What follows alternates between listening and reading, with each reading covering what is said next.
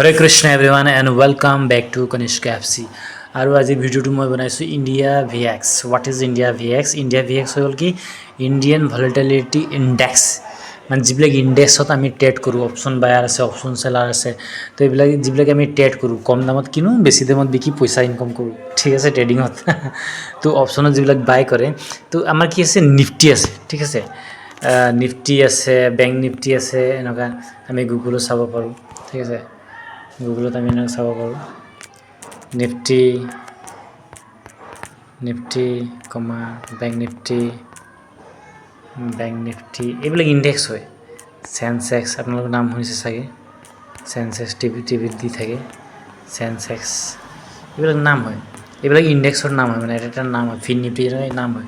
তো এইবিলাক কি ভলেটাইলিটিটো বহুত বাঢ়ি যায়, মানে বহুত আপ এণ্ড ডাউন হয়, মানে তো কেতিয়া আপ এণ্ড ডাউন হয়, যেতিয়া 11-15ৰ ওপৰত 11-15 ভিতৰত হ'লে ভালে থাকে, ইণ্ডেক্স লেভেলটো ভালে থাকে, ইমান এটা নহয়, একটা ছাইডতে ডাইৰেকশ্যন কৰে। যদি 15, 16, 18, 20 এনেকুৱা যদি বাঢ়ি যায়, এতিয়া 30 মে হৈছে 24 টকা চলি আছে ইণ্ডিয়া VX, তো যেতিয়া এইটো বাঢ়ি যায় তেতিয়া কি বুলি কয়, মানে কি বহুত মানে কি স্পীডত মানে কমি যায়, বহুত স্পীডত মানে বাঢ়ি যায়। তো তেতিয়া মানে দুই ছাইডে ইনকাম কৰিবলৈ চান্স আছে, যেনেকুৱা পুট যেতিয়া মাৰ্কেট যেতিয়া উঠিব, মাৰ্কেট বুলিছ হ'ব, তেতিয়া আমি কল ছাইডে পজিশ্যন ল'ব পাৰোঁ, আৰু যেতিয়া মাৰ্কেট পৰিব তেতিয়া আমি পুট ছাইডে পজিশ্যন ল'ব পাৰোঁ। তো অপশ্যন বায়াৰ হিচাপে দুই ছাইডে আমি ইনকাম কৰিবলৈ আমাৰ ওচৰত অপৰচুনিটি আছে। তো এতিয়া মই অলপ গৈছিলোঁ, এইটো আমি গৈছিলোঁ গুৱাহাটী, আমি BSCৰ প্ৰগ্ৰাম আছিলে, BSC NSC আৰু SEBI ফালৰ পৰা প্ৰগ্ৰাম আছিলে।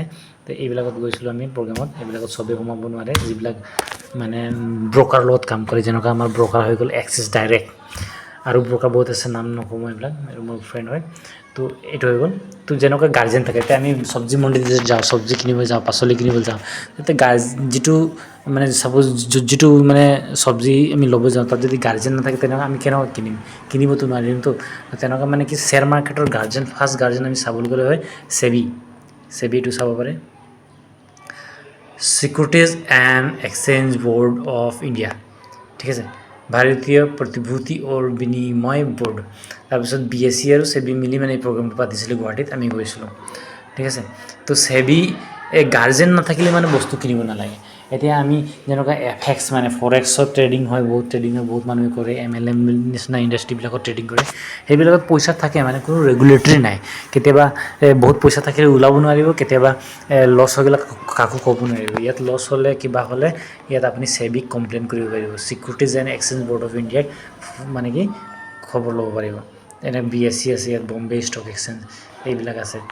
তো এইবিলাক ইমান সুবিধা আছে, আমি সেইটো কাৰণে শ্বেয়াৰ মাৰ্কেটত আমি কি বুলি কয় ট্ৰেড কৰিব লাগে, আৰু আমাৰ এৱাৰনেছটো বঢ়াব লাগে। সিদিনা SEBIৰ ছাৰ এজনে কৈছে যে ইণ্ডিয়াত এতিয়া +4% মানে আমাৰ ইণ্ডিয়াত মানে কি ট্ৰেড মানে ইনভেষ্টমেণ্ট কৰে মানুহে।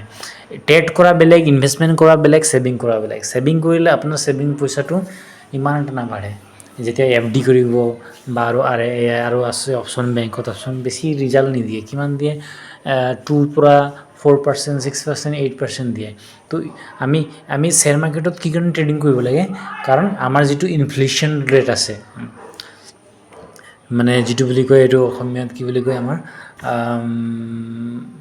এইটো পাহৰিছোঁ মই অলপ অসমীয়াত ক'বৰ কাৰণে, মানে ৰেটটো যিটো বাঢ়ি যায়, দাম বাঢ়ি যায়, যে বস্তুবিলাকৰ দাম বাঢ়ি যায়, যেনেকুৱা মই এটা মোবাইল কিনিছোঁ, বা মই বজাৰ গৈছোঁ চব্জি কিনিবলৈ, তো আলু কেজি ছাপ'জ 10 বছৰ আগত আছিলে 2 টকা, এতিয়া চলিছে 10 টকা, 20 টকা, 40 টকা এনেকুৱা চলিছে। তো তেনেকুৱা ৰেট বাঢ়ি যায়।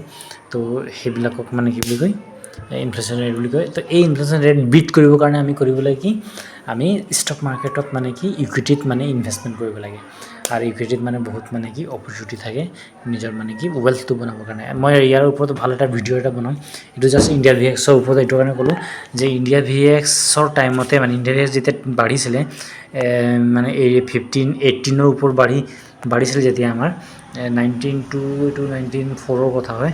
ৰাকেশ জুনজুনৱালা নামৰ মানুহ এজন হয়, ইনভেষ্টৰ হয়, এতিয়া এইজন নাই, আমাৰ ইণ্ডিয়াত নাই, ঢুকালে, এক্সপায়াৰ হৈছে। এইজন 2 কোটিৰ পৰা 20 কোটি টকা বনাইছিলে, এইজন ৰাকেশ জুনজুনৱালা। এতিয়া ৰাকেশ জুনজুনৱালাৰ ৱাইফে মানে কি কমপ্লিট পৰ্টফলিঅ'টো চায়। এতিয়া ৰাকেশ জুনজুনৱালা বুলি ইয়াত টাইপ কৰিলেও আপোনালোকে পাই যাব, জেৰা যোনবিলাক হৈ গ'ল 2 কোটিৰ পৰা 20 কোটি ইনকম কৰা এইজন হয় কেতিয়া কৰিছিলে ইলেকশ্যনৰ টাইমত আৰু কেতিয়া কৰিছিলে ইণ্ডিয়া VX2 এনেকুৱা বাঢ়ি আছিলে আজি 30 মে হয় ইমান বাঢ়িছে মই কালি পৰহি ভিতৰতে এই ভিডিঅ'টো আপলোড কৰিম তো কিবা বেছি দৰকাৰ যদি ইনফৰমেশ্যন যদি লাগিব আছে মানে মোবাইলত ইমান ক'ব নোৱাৰোঁ তো মোক ফোন কৰিব 7002350580 মোৰ নাম্বাৰটো হয় ঠিক আছে থেংক ইউ হৰে কৃষ্ণ